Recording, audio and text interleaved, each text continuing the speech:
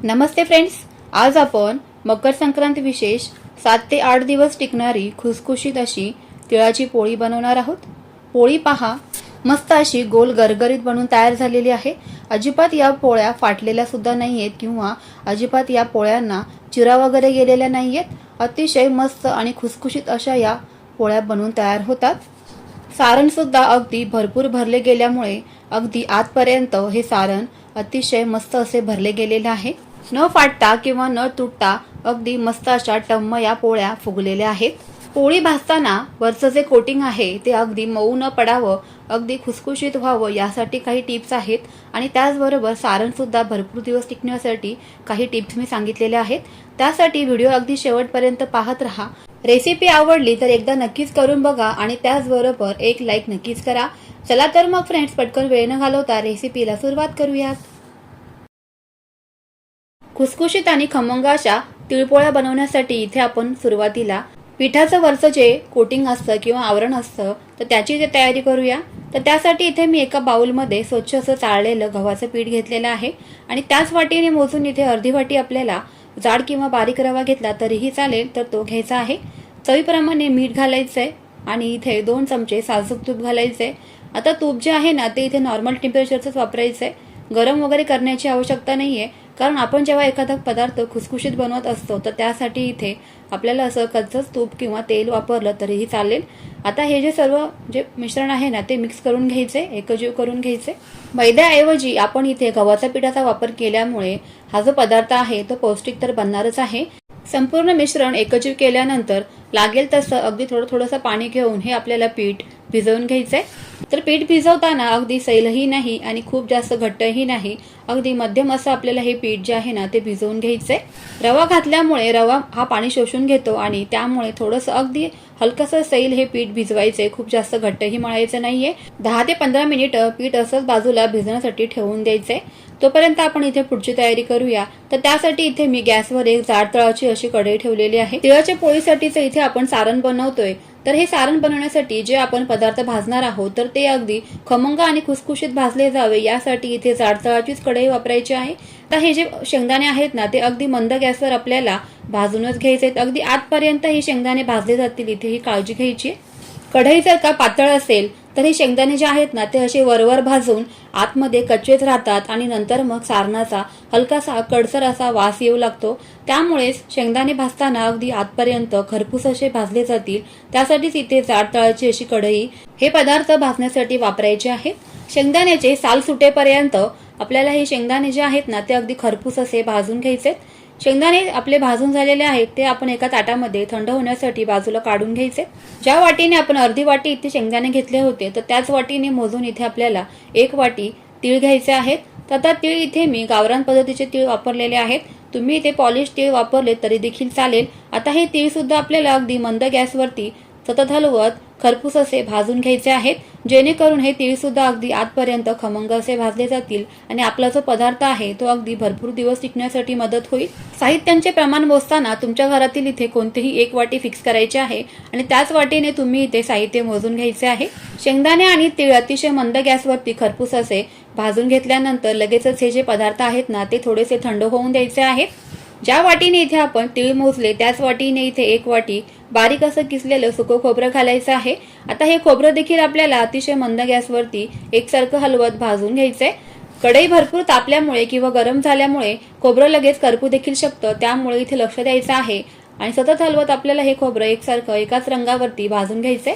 खोबरं भाजताना तांबूस रंगावरती हलक्याशा भाजून घ्यायचंय, नाहीतर मग खूप जर का जास्त हे भाजलं ना खोबरं तर आपलं जे सारण आहे ना ते करपट असं लागेल। त्यामुळे इथे ही काळजी घ्यायची आणि अगदी स्लो गॅसवर सतत हलवत आपल्याला हे खोबरं एकसारखं असं भाजून घ्यायचंय। त्यानंतर लगेचच हे खोबरं देखील थंड होण्यासाठी एका ताटामध्ये काढून घ्यायचं आहे आणि हे सगळे जे पदार्थ आहे ना ते अगदी व्यवस्थित आपल्याला थंड करून घ्यायचेत। गरम गरम सुद्धा मिक्सरमध्ये फिरवायचे नाहीयेत, थंड करून घ्यायचेत आणि त्यानंतरच आपण हे जे सर्व पदार्थ आहेत ना ते मिक्सरमध्ये असे फिरवून घेणार आहोत। आता सुरुवातीला इथे आपण एका मोठ्या मिक्सरच्या भांड्यामध्ये जे तीळ आणि शेंगदाणे आहेत ना तर ते सुरुवातीला फिरवून घेतोय। तुमच्याकडे जर का असं मोठं मिक्सरचं भांडं नसेल ना तर तुम्ही छोट्या मिक्सरच्या भांड्यामध्ये 2 वेळा किंवा 2 बॅचमध्ये हे तीळ आणि शेंगदाणे बारीक केले तरी देखील चालेल। पण हे लक्षात ठेवायचंय की खूप जास्त बारीक न करता थोडंसं जाडसर असंच आपल्याला फिरवून घ्यायचंय। अशा पद्धतीचं आपल्याला इथे मिश्रण मिक्सरमध्ये बारीक वाटून घ्यायचंय। खूप जास्त बारीक देखील बनवायचं नाहीये, जाडसर असंच ठेवायचं आहे। तीळ आणि शेंगदाणे असे मिक्सरमधून जाडसर वाटून घेतल्यानंतर खोबरं जे आहे ना ते हाताने सुरुवातीला कुस्करून घ्यायचं आहे।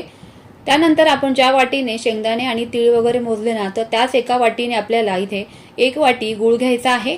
तर गूळ घेताना इथे साधाच गूळ वापरायचा आहे, चिक्कीचा गूळ वापरायचा नाहीये। रेग्युलर घरामध्ये आपण जो गूळ वापरतो ना तर तोच गूळ इथे मी घेतलेला आहे। आता हा जो गूळ आहे तो मी इथे बारीक असा फोडून घेतलेला आहे, तुम्ही इथे किसून देखील घेऊ शकता। आता हे जे सर्व मिश्रण आहे ना ते आपल्याला एकदा पुन्हा मिक्सरमधून जाडसर असं फिरवून घ्यायचं आहे। गूळ घेताना शक्यतो तो असा बारीक फोडून घ्यायचा आहे किंवा किसून घ्यायचा आहे, जाड वगैरे ठेवायचं नाहीये, नाहीतर मग त्या गुळाच्या गुठळ्या वगैरे राहू शकतात आणि त्याच्या पोळ्या आहेत ना आपल्या तर त्या लाटताना किंवा भाजताना हा गूळ मध्ये मध्ये येऊन आपल्या ज्या पोळ्या आहेत त्या फुटू देखील शकतात किंवा फाटू देखील शकतात। त्यामुळे इथे तुम्ही ही काळजी घ्यायची आहे। तीळ पोळ्यांना मस्त असा फ्लेवर येण्यासाठी यामध्ये आपण अर्धा चमचा वेलची पावडर घालायची आहे। तुम्हाला जर का ड्रायफ्रूट आवडत असतील तर तुम्ही ते ड्रायफ्रूटची पावडर करून घातली तरी देखील चालेल। आता हे सर्वच मिश्रण जे आहे ना ते मस्त असं एकजीव करायचंय। तीळ पोळ्यांसाठी मस्त असं खमंग आणि खुसखुशीत आपलं सारण इथे बनवून तयार झालेलं आहे। आता हे सारण तुम्ही अगदी महिनाभर फ्रीजमध्ये असं स्टोअर करून ठेवू शकता आणि जेव्हा लागेल तेव्हा तुम्ही मुलांसाठी यापासून पोळ्या अगदी गरमागरम बनवून देऊ शकता। तर आपण जे इथे पीठ भिजवून घेतलेलं होतं तर ते पीठ मस्त असं भिजवून तयार झालेलं आहे। त्यामधलं काही पोर्शन घ्यायचं आहे चपातीच्या आकारा एवढं आणि ते लाटून घ्यायचं आहे। लाटताना तुम्ही इथे गव्हाच्या पिठाचा वापर करू शकता कोरड्या, आणि थोडंसं लाटून झाल्यानंतर यामध्ये आपण जे सारण बनवलेलं ना तर ते सारण चमच्याच्या मदतीने भरपूर असं सारण यामध्ये जितकं बसेल ना तितकं भरून घ्यायचं आहे। असं भरपूर सारण भरल्यामुळे आपली जी तिळपोळी आहे ना ती मस्त अशी गुबगुबीत आणि अगदी सारण भरलेली अशी पोळी बनून तयार होते। आणि ही पोळी जी आहे ना ती लाटताना सुद्धा आपल्याला अगदी अडचण वगैरे येत नाहीये, कारण आपण हे जे सर्व मिश्रण आहे ना ते अगदी मस्त असं मिक्सरमध्ये बारीक फिरवून घेतलेलं आहे। आता ही पोळी तयार करताना जे वरचं एक्स्ट्राचं पीठ आहे ना ते काढून घ्यायचंय, जेणेकरून आपली मस्त अशी पोळी दोन्ही बाजूनी एकसारखी अशी तयार होईल। पोळी लाटताना गव्हाच्या पिठाचा वापर करावा शक्यतो, नाहीतर मग ही जी पोळी आहे ना ती पोळपाटाला चिटकून फाटू देखील शकते किंवा तुटू देखील शकते। म्हणून असं गव्हाच्या पिठाचा वापर करायचा आहे आणि लागेल तसं पीठ घेऊन लाटण्याने हलका दाब देऊन ही पोळी लाटून घ्यायची आहे। ज्या पद्धतीने आपण पुरणपोळी बनवतो ना अगदी त्याच पद्धतीने भरपूर असं सारण भरलेलं असल्यामुळे मस्त अशी गुबगुबीत ही पोळी तयार होते। त्यामुळे खूप जास्त पातळ देखील लाटायला जाऊ नका। थोडीशी ही पोळी जी आहे ना ती जाडसर अशी दिसते, कारण आपण भरपूर सारण भरलेलं आहे। तुम्ही पाहू शकताय मस्त अशी पोळी देखील आपली इथे गोल गरगरीत अशी लाटून झालेली आहे। आणि गॅसवर एक तवा ठेवायचा आहे आणि तो तवा गरम झाल्यानंतर यामध्ये ही पोळी जी आहे ना ती मस्त अशी खरपूस दोन्ही बाजूनी तांबूस रंगावरती अशी भाजून घ्यायची आहे। पोळी भाजताना असं कडेने तेल किंवा तूप सोडायचंय आणि त्यामध्ये ही जी पोळी आहे ना ती खरपूस अशी भाजून घ्यायची आहे। थंडीमध्ये तीळ खाल्ल्याचे भरपूर असे आरोग्यदायी आपल्या शरीरासाठी फायदे आहेत, त्यामुळे थंडीत अगदी आवर्जून तीळ खाल्ले जावेत। आणि हे सारण तुम्ही एकदा बनवून ठेवलं ना तर महिनाभर हे फ्रीजमध्ये आरामशीर टिकतं। आणि तुम्हाला जेव्हा कधी बाहेर फिरायला जायचं किंवा मुलांच्या टिफिनला अगदी घाई गडबडीमध्ये भाजी काही अवेलेबल नाहीये तर त्यावेळेस तुम्ही ह्या ज्या तिळपोळ्या आहेत ना त्या मस्त अशा गरमागरम मुलांच्या टिफिनला देखील बनवून देऊ शकता। तिळाची ही पोळी तर पहा काय मस्त अशी टम्म फुगलेली आहे। पोळी अशी मस्त टम्म फुगल्यामुळे आतमध्ये सुद्धा अगदी मस्त असे लेयर तयार होतात।